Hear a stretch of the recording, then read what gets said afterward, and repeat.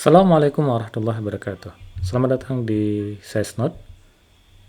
Pada video ini, saya mau coba untuk membuat catatan tentang gempa yang terjadi pada hari ini, tanggal 5 November 2021. Ini berdasarkan informasi dari USGS. Secara global, kita lihat dalam 24 jam terakhir ada 39 gempa yang terjadi. Dan paling besar kalau kita perhatikan di sini ada di Himalaya 5,0 dekat dengan Nepal. Kemudian di Mariana 5,3. Berikutnya di Papua Nugini 5,2. Kemudian di bagian selatan dari New Zealand 5,5. Selain itu ada beberapa gempa. Ini ada di Puerto Rico, masih ada beberapa gempa di sana. Dan juga di zona sesar San Andreas ada beberapa gempa yang terjadi di zona sesar San Andreas. Nah, ini adalah profil untuk 24 jam terakhir. Kemudian kalau seandainya kita coba lihat di wilayah Indonesia, kita melihat bahwa di wilayah Indonesia tidak ada gempa yang terjadi dalam 24 jam terakhir. Dan ini saya buat pada tanggal 5 November pukul 21:37 waktu Indonesia bagian barat. Dan kalau di sini terlihat relatif sepi kejadian gempanya, tidak ada gempa signifikan. Namun kalau seandainya kita lihat dari situsnya inatws.bmkg.go.id, dalam 24 jam terakhir kelihatan di sini ada beberapa gempa yang terjadi. Tetapi gempanya relatif kecil. Ini ada 4,51 di Sumbawa. Terjadi pada pukul 13 waktu UTC. 13 berarti kalau kita tambah 7, 14, 15, 16, 17, 18, 19, 20. Sekitar pukul 20 lebih 11 menit. 4,5 terjadi di Sumbawa. Kalau kita lihat petanya, Sumbawa sebentar, ini masih loading.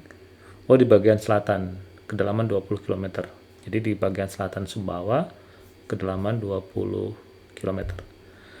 Selain itu kita bisa juga melihat ada beberapa gempa yang kemungkinan ini bagian yang di Pulau Seram. Jadi Pulau Seram masih ada gempa susulan ya. Kalau kita lihat di sini 3,0.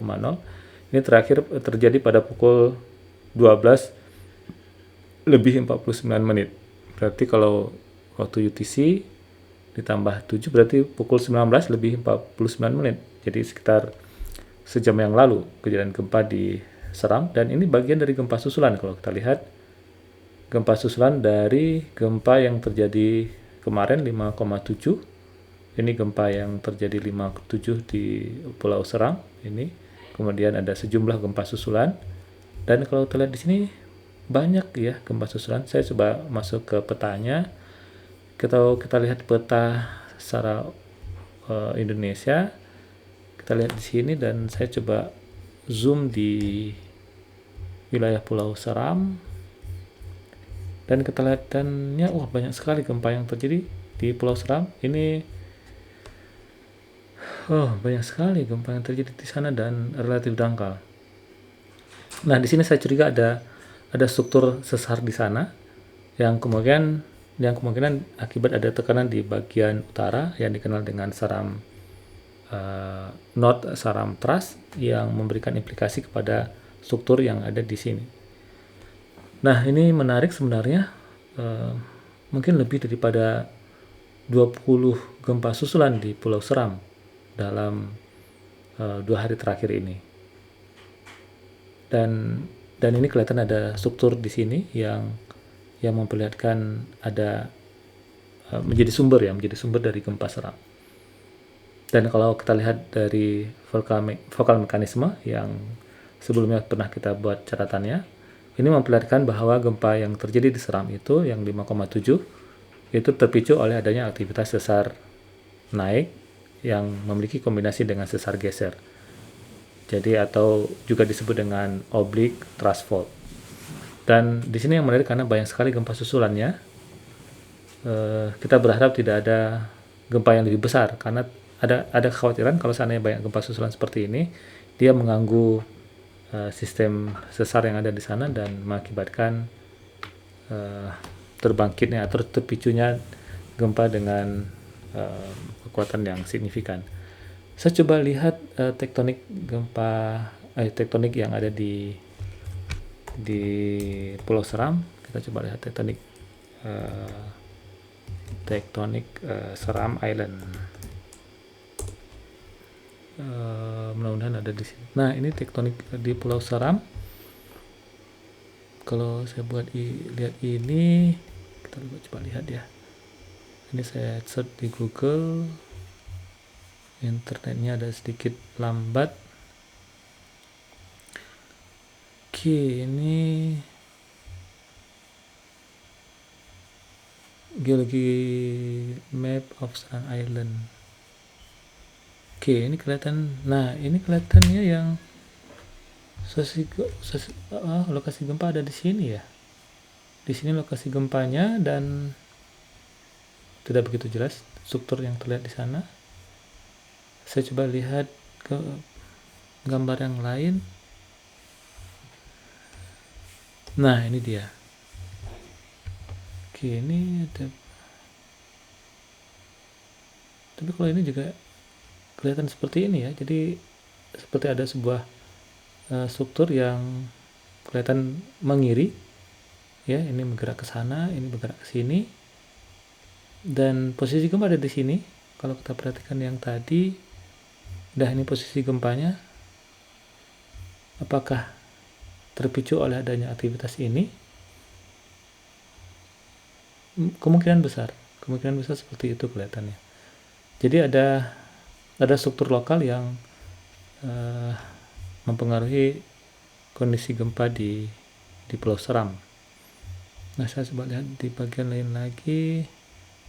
Ini mungkin ya. Nah, ini yang terlihat. Nah, mungkin ini struktur ini nih. Ada Foreland Fault Belt. Nah, ini strukturnya Foreland Fault Belt.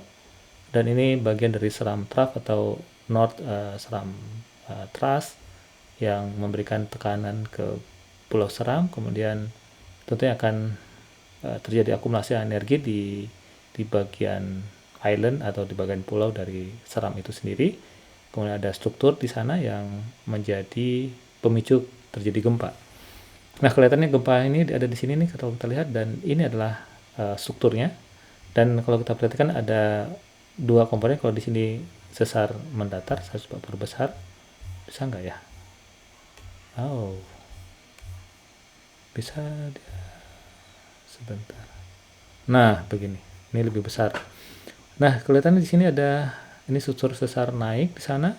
Kemudian di sini ada struktur sesar mendatar. Nah, dua hal ini kelihatan yang mempengaruhi gempa yang ada di Pulau Seram pada hari ini. Dan menariknya bahwa nih ramai sekali gempa yang terjadi di Pulau Seram, dan saya berharap bahwa tidak ada gempa yang signifikan terjadi di sini. Maksudnya dalam lebih daripada 5,7, mudah-mudahan tidak ada ya. Karena gempa 5,7 kemarin memberikan skala MMI mencapai angka 5 dan beberapa bangunan yang belum mengikuti standar aman gempa mengakibatkan rusak ya. Jadi ada beberapa bangunan yang rusak, bangunan rumah tinggal. Dan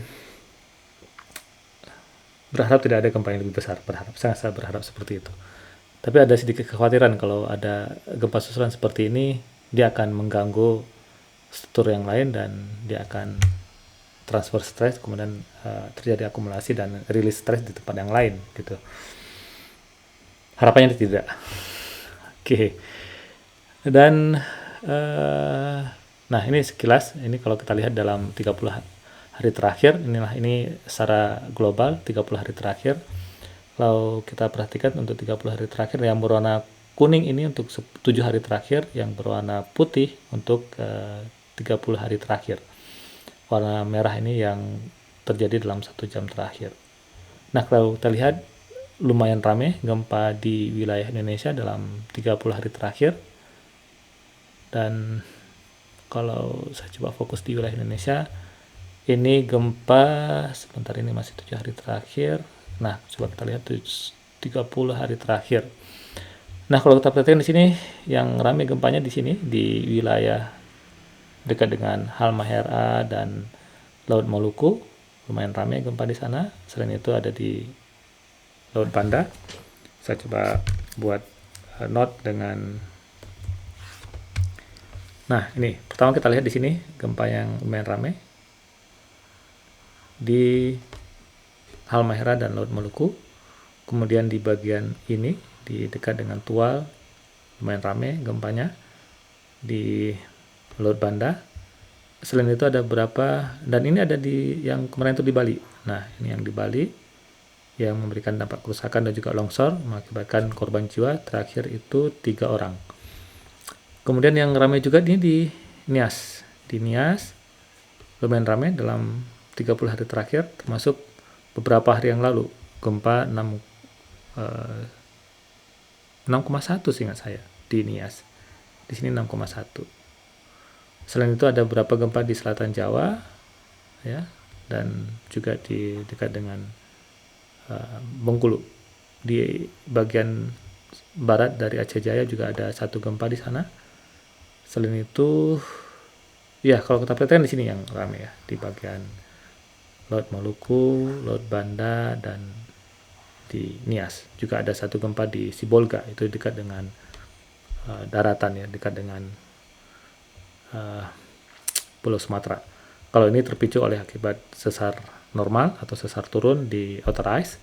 Kalau ini akibat dari proses subduksi. Jadi produksi dari bagian barat, dari bagian barat yang memberikan tekanan di blok Sunda atau di bagian dari lempeng benua Eurasia yang dirilis dalam bentuk gempa.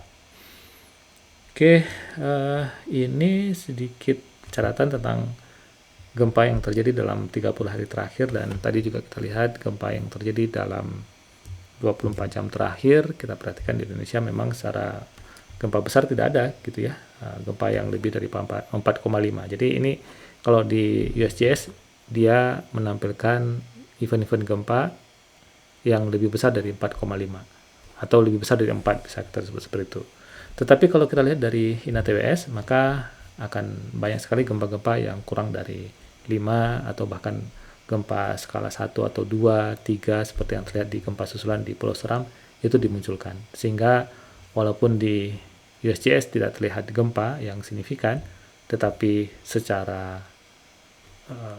aktivitas kegempaan juga tetap terjadi di Indonesia dalam 24 jam terakhir, karena beberapa gempa yang relatif kecil terekam di jaringan pengamatan BMKG. Dan nah ini juga ada di bagian selatan Bali kalau terlihat di sini, kemudian di Seram juga banyak, di Jawa, di Jawa, oke, di dekat dengan Malang, di bagian selatan Malang. Saya juga ingin lihat gempa di Ambarawa. Apakah masih ada gempa di Ambarawa? Ini coba kita lihat. Ini gimana posisinya nih? Oke, masih loading. 10. Kelihatannya yang ini ya. Ini kelihatan sebentar. Apakah yang ini gempa di Ambarawa? Oh, internetnya ada sedang. Oke, bukan yang ini. Ini di dekat dengan di selatan Jawa Barat ya, selatan Jawa Barat. Oke, baik, saya pikir itu sedikit catatan yang bisa saya berikan pada malam ini. Semoga bermanfaat. Salam sehat selalu dan semoga kita selalu dalam lindungan Yang Maha Kuasa. Assalamualaikum warahmatullahi wabarakatuh.